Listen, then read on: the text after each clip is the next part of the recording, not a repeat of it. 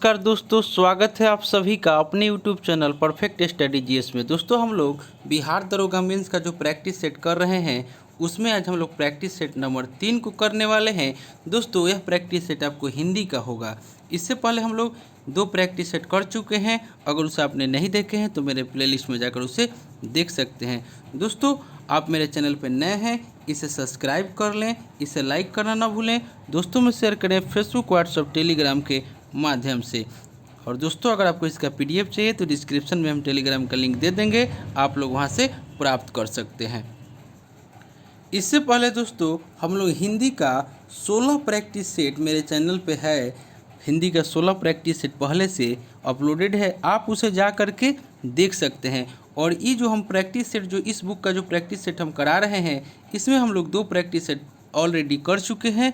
आज तीसरा practice set है, तो आप लोग उसे भी जा करके देख सकते हैं। तो चलिए दोस्तों, स्टार्ट करते हैं आज का प्रैक्टिस।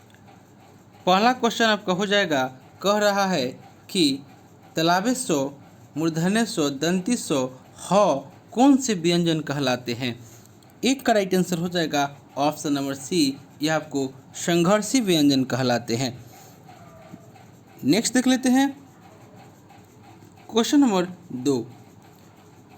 कह रहा है कि हिंदी में कुल कितने वर्ण हैं। 2 का राइट आंसर हो जाएगा ऑप्शन नंबर सी, यानी कि 52 वर्ण हैं। नेक्स्ट देख लेते हैं क्वेश्चन नंबर 3। 3 में कह रहा है कि निम्न में किस शब्द में द्वित्व व्यंजन है। किस शब्द में द्वित्व व्यंजन है। 3 का राइट आंसर हो जाएगा ऑप्शन नंबर डी, यानी कि बिल्ली। बिल्ली यानी कि समान वर्णों के संयुक्ताक्षर से बनने वाले शब्द द्वित्व व्यंजन वाले शब्द होते हैं, जैसे दिल्ली, बिल्ली, खट्टा, गुस्सा, यानी कि option number D right answer हो जाएगा। क्वेश्चन नंबर 4 कह रहा है कि ज्ञ वर्ग किन वर्णों के संयोग से बना है। 4 का राइट आंसर हो जाएगा ऑप्शन नंबर बी, यानी कि ज प्लस य के आपको संयोग से बना है ज्ञ, यानी कि option number B right answer हो जाएगा। क्वेश्चन नंबर 5 कह रहा है कि तालाबे सौ प्लस र के संयोग से निम्न में से कौन सा वर्ण बनेगा। 5 का राइट आंसर हो जाएगा ऑप्शन नंबर सी, यानी कि आपको स्र बनेगा। नेक्स्ट देख लेते हैं क्वेश्चन नंबर 6। कह रहा है कि निम्नलिखित में से शुद्ध वर्तनी का चयन कीजिए। 6 का राइट आंसर हो जाएगा ऑप्शन नंबर डी, यानी कि जेस्ट। जेस्ट जो है ऑप्शन नंबर डी में जो दिया है यह आपका शुद्ध वर्तनी है। क्वेश्चन नंबर 7 में कह रहा है कि शुद्ध वर्तनी का चयन कीजिए। 7 का राइट आंसर हो जाएगा ऑप्शन नंबर डी, यानी कि शताब्दी, यह आपका शुद्ध वर्तनी है। क्वेश्चन नंबर 8 कह रहा है कि शुद्ध वर्तनी का इसमें भी चयन करना है। 8 का right answer option number C हो जाएगा, यानी कि श्रृंगार। श्रृंगार ऑप्शन नंबर सी में जो दे रहा है आपका शुद्ध वर्तनी है। क्वेश्चन नंबर 9 में भी शुद्ध वर्तनी का चयन करना है। 9 का right answer option number B हो जाएगा, यानी कि सचितानंद, यह आपका शुद्ध वर्तनी है। क्वेश्चन नंबर 10 में दिए गए शब्दों में शुद्ध वर्तनी वाला शब्द है। 10 का राइट आंसर हो जाएगा ऑप्शन नंबर ए, यानी कि कुआं। कुआं जो दिया हुआ है ऑप्शन ए में, यह आपका शुद्ध वर्तनी है। नेक्स्ट देख लेते हैं प्रश्न संख्या 11 से 15। नीचे दिए गए शब्दों के सही संधि का विकल्प चुनना है। यानी कि 11 में कह रहा है कि उज्ज्वल जोन है, यह आपका कौन संधि है, यानी बताना है कि कौन सा संधि आपको उज्ज्वल है। 11 का राइट आंसर हो जाएगा ऑप्शन नंबर बी, यह आपको व्यंजन संधि है।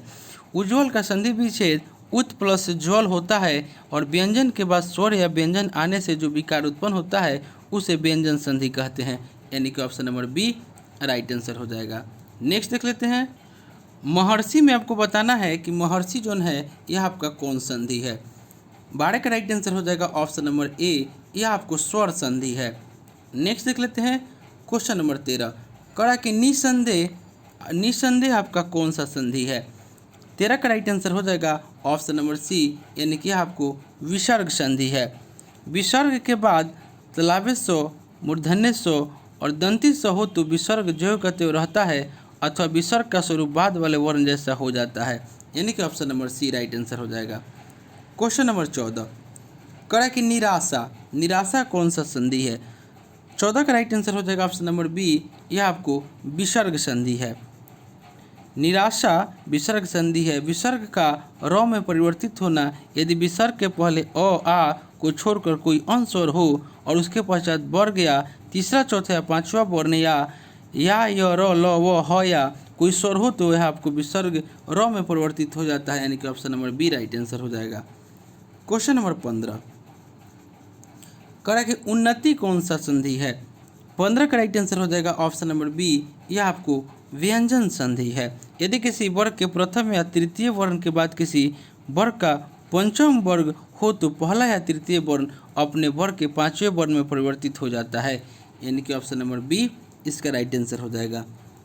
नेक्स्ट देख लेते हैं क्वेश्चन नंबर 16 से 20 में आपको सही विलोम शब्द को चुनना है, यानी कि अनादर का विलोम क्या होगा? इसका राइट आंसर हो जाएगा ऑप्शन नंबर सी, यानी कि आदर। अभिज्ञ का विलोम शब्द आपको बताना है, 17 का राइट आंसर हो जाएगा ऑप्शन नंबर डी, यानी कि अनभिज्ञ हो जाएगा। 18 में अथ का विलोम शब्द बताना है, 18 का राइट आंसर हो जाएगा ऑप्शन नंबर ए, यानी कि अथ का विलोम शब्द इति हो जाएगा। क्वेश्चन नंबर 19 में करुण का विलोम शब्द बताना है, 19 का राइट आंसर हो जाएगा ऑप्शन नंबर ए, यानी कि निष्ठुर। क्वेश्चन नंबर 20 में आपको रिजु का विलोम शब्द बताना है, 20 का राइट आंसर हो जाएगा ऑप्शन नंबर सी, यानी कि तिर्यक। रिजु का विलोम शब्द तिर्यक हो जाएगा। नेक्स्ट देख लेते हैं क्वेश्चन नंबर 21 से 25। 21 से 25 प्रत्येक प्रश्न में एक मुहावरा या लोकोक्ति दी गई है, विकल्पों में से सही का अर्थ चुनना है। देख लेते हैं 21 में कह रहा है कि अपने मुँह मियाँ मिट्ठू।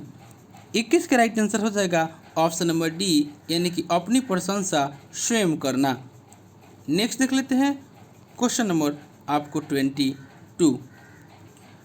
में कह रहा है कि उल्टी गंगा बहाना। थोड़ा सा इसमें क्वेश्चन जो है थोड़ा सा धुंधला दिया हुआ था बुक में ही, इसीलिए थोड़ा सा आपको इसमें दिया हुआ है, कम इसमें प्रिंट है। यानी कि 22 में कह रहा है कि उल्टी गंगा बहाना, यानी कि 22 का राइट आंसर हो जाएगा ऑप्शन नंबर सी, यानी कि प्रतिकूल कार्य करना। नेक्स्ट देख लेते हैं 23 में आपको मुहावरा बताना है कि अपनी खिचड़ी अलग पकाना, 23 का राइट आंसर हो जाएगा ऑप्शन नंबर ए, यानी कि सबसे अलग रहना। 24 में कह रहा है कि धूप में बाल सफ़ेद होना, यानी कि 24 का राइट आंसर हो जाएगा ऑप्शन नंबर सी, यानी कि अनुभवी जीवन बिताना। नेक्स्ट देख लेते हैं क्वेश्चन नंबर 25 कह रहा है कि कलम तोड़ना, 25 का राइट आंसर हो जाएगा ऑप्शन नंबर डी, यानी कि अनूठी उक्ति लिखना, यानी कि option number D right answer हो जाएगा। आपको बताना है कि सरस्वती का पर्यायवाची नहीं है, 26 का राइट आंसर हो जाएगा ऑप्शन नंबर सी, कमला। कमला जो है सरस्वती का पर्यायवाची आपका नहीं है। वाणी, वीणा पानी और शारदा जो है आपका सरस्वती का पर्यायवाची हो जाएगा। क्वेश्चन नंबर 27 में कह रहा है कि भुजंग का पर्यायवाची शब्द नहीं है, 27 का राइट आंसर हो जाएगा ऑप्शन नंबर बी, गरुड़ जो है यह आपका भुजंग का पर्यायवाची नहीं है। व्याल है, सर्प है और पन्नग जो है यह आपका भुजंग का पर्यायवाची शब्द है।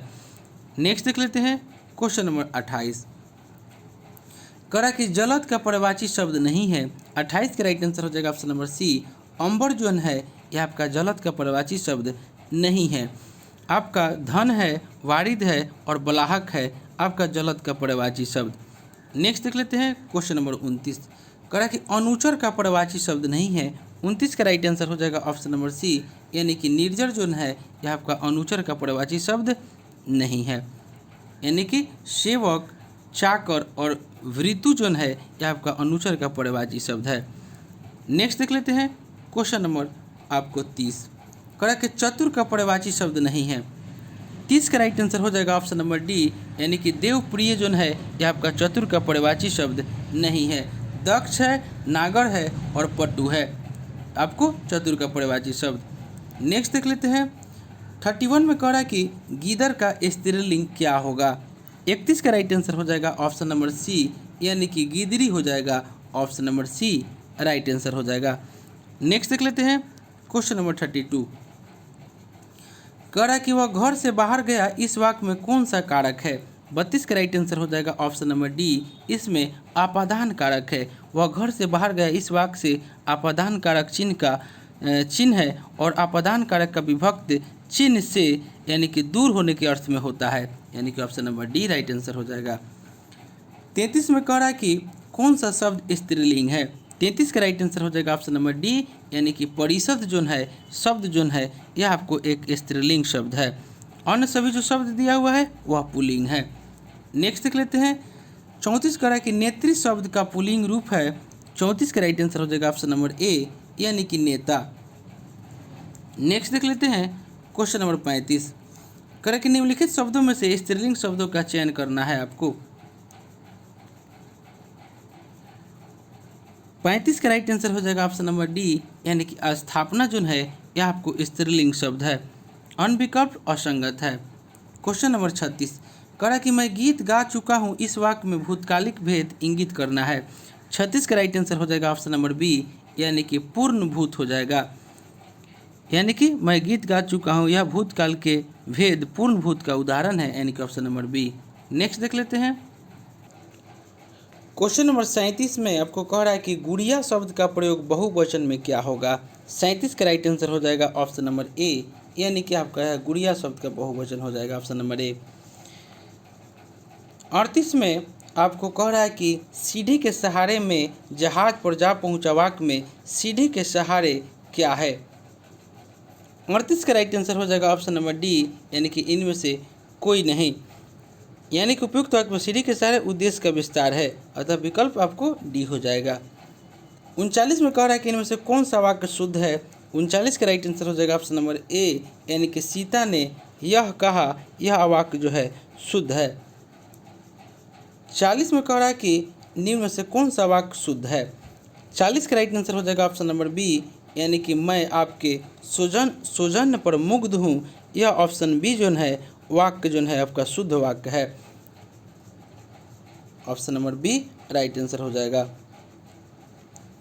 41 में कह रहा है कि दशानन निम्नलिखित में से कौन सा शब्द है। 41 का राइट आंसर हो जाएगा ऑप्शन नंबर बी, यह आपको योग रूढ़ शब्द है, दशानन जो है योग रूढ़ शब्द है, option number B right answer हो जाएगा। 42 में कह रहा है कि निम्नलिखित शब्दों में कौन जो है देशज है। 42 का राइट आंसर हो जाएगा ऑप्शन नंबर सी, यानी कि फटाफट। फटाफट जो है यह आपको देशज शब्द है। अंगूठा तद्भव तथा साइकिल विदेशी शब्द है, यानी कि option number C right answer हो जाएगा। क्वेश्चन नंबर 43 कह रहा है कि चाय किस भाषा का शब्द है। 43 का राइट आंसर हो जाएगा ऑप्शन नंबर ए, यह आपको चीनी भाषा का शब्द है। क्वेश्चन नंबर 44 में कह रहा है कि निम्नलिखित शब्द युग्मों में असंगत युग्म है। 44 का राइट आंसर हो जाएगा ऑप्शन नंबर सी, यानी कि कमल नयन जो यौगिक दे रहा है यह आपका असंगत युग्म है। कमल नयन जो है यह आपका युगरूढ़ शब्द है, option number C right answer हो जाएगा। गोबर तद्भव सही है, नाक रूढ़ शब्द है और मधुभास युगरूढ़ शब्द है, सही है। नेक्स्ट हम लोग देख लेते हैं क्वेश्चन नंबर 45 में कह रहा है कि निम्नलिखित शब्दों में कौन तत्सम है। 45 का राइट आंसर हो जाएगा ऑप्शन नंबर ए, कुकुर जो दे रहा है यह आपका तत्सम शब्द है और उसका तद्भव जो है कुत्ता होता है, यानी कि option number A right answer हो जाएगा। 46 जो कह रहा है कि डंडा शब्द है। 46 का राइट आंसर हो जाएगा ऑप्शन नंबर बी, यह आपको तद्भव शब्द है और इसका तत्सम जो है दंड होता है। नेक्स्ट देख लेते हैं 47 में कह रहा है कि इनमें से कौन सा शब्द तद्भव है। 47 का राइट आंसर हो जाएगा ऑप्शन नंबर बी, पावस। पावस जो है यह आपका तत्सम शब्द है और इसका तत्सम प्राविर्स है जो वर्षा ऋतु से संबंधित है, option number B right answer हो जाएगा। क्वेश्चन नंबर आपका 48 करा कि निम्नलिखित में से कौन सा शब्द जो है वह तद्भव है। 48 का राइट आंसर हो जाएगा ऑप्शन नंबर डी, यानी कि मंजीठ जो है यह आपका एक तद्भव शब्द है और इसका तत्सम मंजिष्ठ होता है। नेक्स्ट देख लेते हैं 49 में कह रहा है कि निम्नलिखित शब्दों में से नया का तत्सम रूप है। 49 का राइट आंसर हो जाएगा ऑप्शन नंबर ए, यानी कि नव्य हो जाएगा। नेक्स्ट देख लेते हैं 50 में कह रहा है कि पतलून शब्द किस भाषा का है। 50 का राइट आंसर हो जाएगा ऑप्शन नंबर डी, यह आपको अंग्रेजी भाषा का शब्द है, यानी कि अंग्रेजी भाषा के पोटालून से बना है, ऑप्शन नंबर डी। नेक्स्ट देख लेते हैं क्वेश्चन नंबर आपको 51 में आपको कह रहा है कि बाल का स्त्रीलिंग होगा। 51 का राइट आंसर हो जाएगा ऑप्शन नंबर सी, यानी कि बाला। क्वेश्चन नंबर 52 कह रहा है कि आलस्य शब्द का विशेषण क्या होगा। 52 का राइट आंसर हो जाएगा ऑप्शन नंबर ए यानी कि आलसी। क्वेश्चन नंबर 53 में कह रहा है कि इनमें से कौन गुणवाचक विशेषण है। 53 का राइट आंसर हो जाएगा ऑप्शन नंबर बी नया। नया जो है यह आपको गुणवाचक विशेषण है। क्वेश्चन नंबर 54 कह रहा है कि उत्कर्ष का विशेषण क्या होगा। 54 का राइट आंसर हो जाएगा ऑप्शन नंबर सी यानी कि उत्कृष्ट। उत्कर्ष का विशेषण उत्कृष्ट हो जाएगा। नेक्स्ट देख लेते हैं क्वेश्चन नंबर 55 कह रहा है कि दही शब्द है। 55 का राइट आंसर हो जाएगा ऑप्शन नंबर बी, यह आपको पुल्लिंग शब्द है। 56 कह रहा है कि स्त्रीत्व शब्द में कौन सा संज्ञा है। 56 का राइट आंसर हो जाएगा ऑप्शन नंबर सी यानी कि इसमें भाववाचक संज्ञा है। नेक्स्ट देख लेते हैं क्वेश्चन नंबर 57 कह रहा है कि इनमें से भाववाचक संज्ञा है। 57 का राइट आंसर हो जाएगा ऑप्शन नंबर डी यानी कि चिंता जो है यह आपको एक भाववाचक संज्ञा है। क्वेश्चन नंबर 58 कह रहा है कि आज गणित के अध्यापक ने कक्षा नहीं ली। वाक्य में अर्थ के आधार पर वाक्य है। 58 का राइट आंसर हो जाएगा ऑप्शन नंबर बी, यह आपको निषेधवाचक वाक्य है यानी कि option number B right answer हो जाएगा। क्वेश्चन नंबर 59 में आपको कह रहा है कि निम्नलिखित संज्ञा विशेषण जोड़ी में कौन सा सही नहीं है। 59 का राइट आंसर हो जाएगा ऑप्शन नंबर डी यानी कि प्रांत जो प्रांतिक दे रहा है यह आपका सही नहीं है, यानी कि आपको प्रांत प्रांतिक संज्ञा विशेषण जोड़ी में सही नहीं है। इसका शुद्ध रूप प्रांत और प्रांतीय होता है यानी कि option number D right answer हो जाएगा। 60 में कह रहा है कि निम्नलिखित में से परिमाण बोधक विशेषण है। 60 का राइट आंसर हो जाएगा ऑप्शन नंबर डी यानी कि कम आमदनी जो है यह आपको परिमाण बोधक विशेषण है। जिन विशेषण शब्दों से मात्रा अथवा मापतोल का बोध हो वे परिमाण बोधक विशेषण कहलाते हैं, यानी कि कम आमदनी परिमाण बोधक आपको विशेषण है। नेक्स्ट देख लेते हैं क्वेश्चन नंबर 61 कह रहा है कि गौशाला शब्द में कौन सा समास है। 61 का राइट आंसर हो जाएगा ऑप्शन नंबर ए, इसमें आपको तत्पुरुष समास है। गौशाला में संप्रदान तत्पुरुष समास है और इसका समान विग्रह गो के लिए शाला हो जाएगा यानी कि ऑप्शन नंबर ए। 62 में है कि कठपुतली में कौन सा समास है। 62 का राइट आंसर हो जाएगा ऑप्शन नंबर बी, इसमें संबंध तत्पुरुष समास है, यानी कि कठपुतली शब्द में इसका विग्रह हो जाएगा काठ की पुतली यानी कि ऑप्शन नंबर बी इसका राइट आंसर हो जाएगा। 63 में दे रहा है कि निम्नलिखित में से एक में कर्मधारय समास है। 63 का राइट आंसर हो जाएगा ऑप्शन नंबर डी यानी कि भुज दंड जो है यह आपको कर्मधारय समास है, यानी कि इसका विग्रह हो जाएगा दंड के समान भुजा यानी कि option number D right answer हो जाएगा। 64 में कह रहा है कि द्विगु समास का उदाहरण है। 64 का राइट आंसर हो जाएगा ऑप्शन नंबर सी यानी कि त्रिभुवन जो है यह आपको द्विगु समास का उदाहरण है, यानी कि जिस समास का पूर्व पद संख्यावाची विशेषण हो उसे द्विगु समास कहा जाता है, जैसे नवरत्न, षटकोण, त्रिलोक, पंचरत्न, त्रिभुवन। Option number C right answer हो जाएगा। क्वेश्चन नंबर 65 में कह रहा है कि द्वंद्व समास की प्रमुख विशेषता है। 65 का राइट आंसर हो जाएगा ऑप्शन नंबर सी यानी कि दोनों पद प्रधान होता है यानी कि option number C right answer हो जाएगा। जैसे माता पिता, राजा रानी, भाई बहन, यह आपको द्वंद्व समास के उदाहरण हैं। नेक्स्ट देख लेते हैं क्वेश्चन नंबर 66 से 70 में आपको एक शब्दों का अनेक शब्द दिया हुआ है। देख लेते हैं 66 में कह रहा है कि जो व्यर्थ की बातें करता हो उसको एक शब्दों में क्या कहा जाता है। 66 का राइट आंसर हो जाएगा ऑप्शन नंबर सी, उसे वाचाल कहा जाता है। नेक्स्ट देख लेते हैं क्वेश्चन नंबर 67 कह रहा है कि जो देखने में प्रिय लगता हो। 67 का राइट आंसर हो जाएगा ऑप्शन नंबर बी, उसे प्रियदर्शी कहा जाता है। 68 कह रहा है कि जिसे कठिनाई से जीता जा सके, इसका right answer option number D हो जाएगा यानी कि दुर्जय, ऑप्शन नंबर डी। 69 कह रहा है कि बचपन और जवानी के बीच की अवस्था। 69 का राइट आंसर हो जाएगा ऑप्शन नंबर सी यानी कि वयासंधि यानी कि option number C right answer हो जाएगा। नेक्स्ट देख लेते हैं क्वेश्चन नंबर 70 कह रहा है कि मोक्ष की इच्छा रखने वाला। 70 का राइट आंसर हो जाएगा ऑप्शन नंबर सी यानी कि मुमुक्षु, उसको हम लोग मुमुक्षु कहते हैं। नेक्स्ट देख लेते हैं क्वेश्चन नंबर 71 में कह रहा है कि ज्ञान राशि के संचित कोश ही का नाम साहित्य है और यह उक्ति किस साहित्यकार की है। 71 का राइट आंसर हो जाएगा ऑप्शन नंबर सी, यह आपको महावीर प्रसाद द्विवेदी का आपको उक्ति जो है महावीर प्रसाद द्विवेदी का है। नेक्स्ट देख लेते हैं 72 में कह रहा है कि खड़ी बोली हिंदी का प्रथम महाकाव्य है। 72 का राइट आंसर हो जाएगा ऑप्शन नंबर सी, यानी कि प्रिय प्रवास।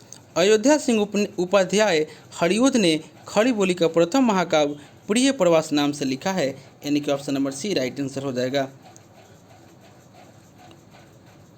क्वेश्चन नंबर 73 कह रहा है कि वैदेही वनवास के लेखक है।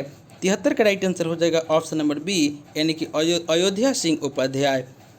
नेक्स्ट देख लेते हैं 74 कह रहा है कि जयशंकर प्रसाद की कामयानी की भाषा है। 74 का राइट आंसर हो जाएगा ऑप्शन नंबर डी, खड़ी बोली। जयशंकर प्रसाद की कामयानी की भाषा खड़ी बोली है। नेक्स्ट देख लेते हैं क्वेश्चन नंबर 75 कह रहा है कि आंसू है। 75 का राइट आंसर हो जाएगा ऑप्शन नंबर डी, यानी कि इनमें से कोई नहीं। आंसू जो है आपको विरह काव्य है। 76 में आपको कह रहा है कि निराला की कविता राम की शक्ति पूजा पर किस रचना का सर्वाधिक प्रभाव है। 76 का राइट आंसर हो जाएगा ऑप्शन नंबर बी, यानी कि कृतिवास रामायण का प्रभाव है। कृतिवास रामायण के आधार पर सूर्यकांत त्रिपाठी निराला ने राम की शक्ति पूजा मिथ्यवाक्य की रचना की है, यानी कि option number B right answer हो जाएगा।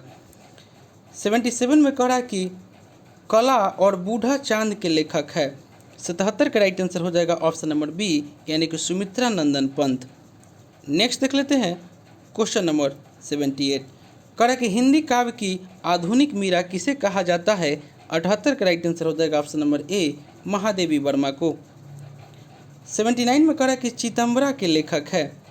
79 का राइट आंसर हो जाएगा ऑप्शन नंबर बी, यानी कि पंत। चितंबरा काव्य के रचयिता छायावादी कवि सुमित्रा नंदन पंत जी हैं, यानी कि option number B right answer हो जाएगा। क्वेश्चन नंबर आपको 80 कह रहा कि पंत की पहली रचना है। 80 का राइट आंसर हो जाएगा ऑप्शन नंबर सी, यानी कि गिरजे का घंटा। क्वेश्चन नंबर 81 कह रहा है कि अबे सुनबे गुलाब भूल मत गर पाई खुशबू रंगो आब वाक्य पंक्तियों का संबंध है। 81 का राइट आंसर हो जाएगा ऑप्शन नंबर ए, यह आपको प्रगतिवादी कविता से है। नेक्स्ट देख लेते हैं क्वेश्चन नंबर 82 में कह रहा है कि निम्नलिखित में से दिनकर की वाक्य रचना नहीं है। 82 का राइट आंसर हो जाएगा ऑप्शन नंबर डी, यानी कि त्रिधारा। त्रिधारा दिनकर की वाक्य रचना नहीं है, बल्कि यह सुभद्रा कुमारी चौहान की रचना है। Option number D right answer हो जाएगा। 83 में कह रहा है कि संस्कृति के 4 अध्याय किसकी रचना है। 83 का राइट आंसर हो जाएगा ऑप्शन नंबर सी, यह आपको रामधारी सिंह दिनकर की रचना है। नेक्स्ट देख लेते हैं 84 में कह रहा है कि हारे को हरिनाम शीर्षक काव्य ग्रंथ के रचनाकार हैं। 84 का राइट आंसर हो जाएगा ऑप्शन नंबर बी, यानी कि रामधारी सिंह दिनकर। हारे को हरिनाम। क्वेश्चन नंबर 85 में कह रहा है कि प्रयोगवाद की जन्मदात्री पत्रिका है। 85 का राइट आंसर हो जाएगा ऑप्शन नंबर ए, यानी कि तार सप्तक। Option number A right answer हो जाएगा। हिंदी प्रयोगवाद का प्रारंभ जो है सन 1943 में अज्ञे के द्वारा संपादक आपको तार सप्तक के प्रकाशन से माना जाता है, यानी कि option number A right answer हो जाएगा। कह रहा है कि तार सप्तक का प्रकाशन वर्ष है, यानी कि ऑप्शन नंबर बी हो जाएगा सन 1943। नेक्स्ट देख लेते हैं क्वेश्चन नंबर 87 कह रहा है कि तार सप्तक का संबंध किस काव्यधारा से है। 87 का राइट आंसर हो जाएगा ऑप्शन नंबर सी, यह आपको प्रयोगवाद से है, प्रयोगवादी काव्यधारा से। Option number C right answer हो जाएगा। क्वेश्चन नंबर 88 में कह रहा है कि कोनी नदी कविता संग्रह के कवि है। 88 का राइट आंसर हो जाएगा ऑप्शन नंबर डी, यानी कि सर्वेश्वर दयाल सक्सेना। नेक्स्ट देख लेते हैं 89 में आपको कह रहा है कि आत्महत्या के विरुद्ध कविता के कवि है। 89 का राइट आंसर हो जाएगा ऑप्शन नंबर सी, यानी कि रघुवीर सहाय। नेक्स्ट देख लेते हैं क्वेश्चन नंबर 90 कह रहा है कि भवानी प्रसाद मिश्र की कविताएं किस सप्तक में है। 90 का राइट आंसर हो जाएगा ऑप्शन नंबर बी, यह आपको दूसरा तार सप्तक में है और भवानी प्रसाद मिश्रा दूसरा सप्तक के प्रमुख कवि है। Option number B right answer हो जाएगा। 91 में कह रहा है कि प्रेमचंद्र की मृत्यु हुई थी। 91 का राइट आंसर हो जाएगा ऑप्शन नंबर ए, यानी कि 1936 ईस्वी में। मुंशी प्रेमचंद जिनका वास्तविक नाम धनपत राय था, उनका जन्म 31 जुलाई 1880 ईस्वी को तथा मृत्यु 8 अक्टूबर 1936 ईस्वी को हुआ। Option number A right answer हो जाएगा। मुंशी मुंशी धनपत राय को प्रेमचंद्र नाम से सुशोभित करने वाले व्यक्ति का नाम है। 92 का राइट आंसर हो जाएगा ऑप्शन नंबर ए, यानी कि मुंशी दया नारायणन, यानी कि option number A right answer हो जाएगा। नेक्स्ट देख लेते हैं क्वेश्चन नंबर आपको 93 कह रहा है कि कवि धूमिल का पूरा नाम था।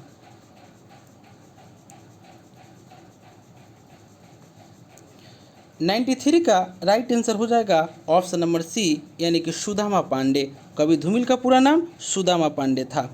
नेक्स्ट देख लेते हैं क्वेश्चन नंबर 94 में आपको कह रहा है कि इन मुसलमान हरिजन पर कोटिक हिंदू वारिये लिखने वाले कवि हैं। 94 का राइट आंसर हो जाएगा ऑप्शन नंबर डी, यानी कि भारतेंदु हरिश्चंद्र। क्वेश्चन नंबर 95 कह कि समानांतर कहानी आंदोलन किसने चलाया। 95 का राइट आंसर हो जाएगा ऑप्शन नंबर डी, यह आपको कमलेश्वर के द्वारा चलाया गया। 96 से 100 तक नीचे दिए गए गद्यांश दिया गया है, इनको पढ़कर सही प्रश्नों का उत्तर देना है। दोस्तों जो भी गद्यांश देता है उसको पहले आप लोग क्या कीजिएगा कि उसके क्वेश्चन को एक बार पढ़ लीजिएगा। दे रहा है कि इस गद्यांश के लिए उपयुक्त शीर्षक क्या होगा, इसमें आपको शीर्षक बताना है। उसके बाद वीरता का संदेश क्या है यह आपको इसमें बताना है। उसके बाद वीरों की देवदार वृक्ष से तुलना की गई है क्योंकि दोनों। उसके बाद इसमें आपको दे रहा है कि निम्न में कौन सा रूप वीरता का नहीं है। उसके बाद वीरता का एक विशेष लक्षण आपको इसमें बताना है। आपको पहले क्वेश्चन को पढ़ लेना है। क्वेश्चन को पढ़ लेने के बाद उसके बाद आपको इसका एक्सप्लेनेशन जो दिया हुआ है गद्यांश उसको पढ़ना है। यानी कि सच्चे वीर अपने प्रेम के जोर से लोगों को सदा के लिए बांध देते हैं। वीरता की अभिव्यक्ति कई प्रकार से होती है और कभी लड़ने मरने से, खून बहाने से, तोप तलवार के सामने बलिदान करने से होती है, तो कभी जीवन के गूढ़ तत्व और सत्य की तलाश में बुद्ध जैसे राजा विरक्त होकर वीर हो जाते हैं। और वीरता एक प्रकार का अंतःप्रेरणा है। जब कभी उसका विकास हुआ तभी एक रौनक, एक रंग बहार संसार में छा गई और वीरता हमेशा निराला और नई होती है। इसको अच्छे से 2 बार पढ़िए, उसके बाद इसे बनाइए। उसके बाद वीरों को बनाने के कारखाने नहीं होते, वे तो देवदार के वृक्ष की भांति जीवन रूपी वन में स्वयं पैदा होते हैं और बिना किसी पानी दिए, बिना किसी दूध पिलाए बढ़ते हैं। और जीवन के केंद्र में निवास करो और सत्य की चट्टान पर दृढ़ता से खड़े हो जाओ। बाहर की सतह छोड़कर अंदर की तहों में आपको पहुँचो और आपको तब नए रंग खिलेंगे। यह वीरता का संदेश है। देख लेते हैं क्वेश्चन में दे रहा है कि इस गद्यांश के लिए उपयुक्त शीर्षक होगा, तो यहाँ पे इसका right answer option number B हो जाएगा, यानी कि सच्ची वीरता। दे रहा है कि वीरता का संदेश क्या है, तो वीरता का संदेश अच्छे से आप लोग पढ़िएगा तो इसका right answer option number C हो जाएगा, यानी कि उद्देश्य के लिए सच्चाई पर चट्टान की तरह अटल रहना। यहाँ पे हम दिखा देते हैं, यहाँ पे इसमें दिया हुआ है आपको कि वीरता, इसके बारे में जो डिटेल दिया हुआ है, यानी कि आपको वीरता की अभिव्यक्ति कई प्रकार से होती है। कभी लड़ने मरने से, खून बहाने से, तोप तलवार के सामने बलिदान करने से होती है, तो कभी जीवन के गूढ़ तत्व और सत्य की तलाश में बुद्ध जैसे राजा विरक्त होकर वीर हो जाते हैं। वीरता एक प्रकार की अंतःप्रेरणा है। जब कभी उसका विकास हुआ तभी एक रौनक, एक रंग, एक बहार संसार में छा गई।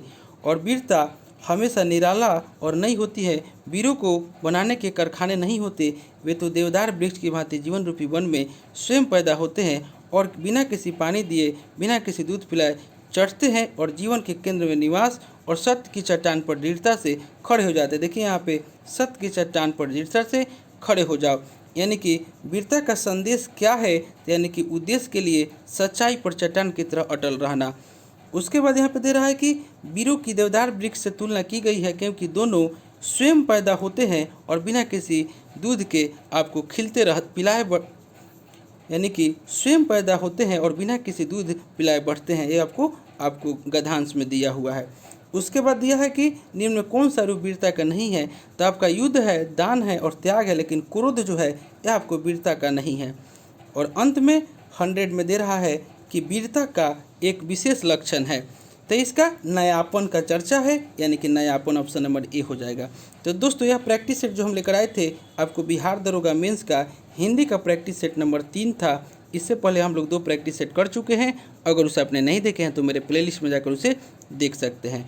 दोस्तों आप मेरे चैनल पर नए हैं इसे सब्सक्राइब कर लें, इसे लाइक करना ना भूलें, दोस्तों में शेयर करें फेसबुक व्हाट्सएप टेलीग्राम के माध्यम से।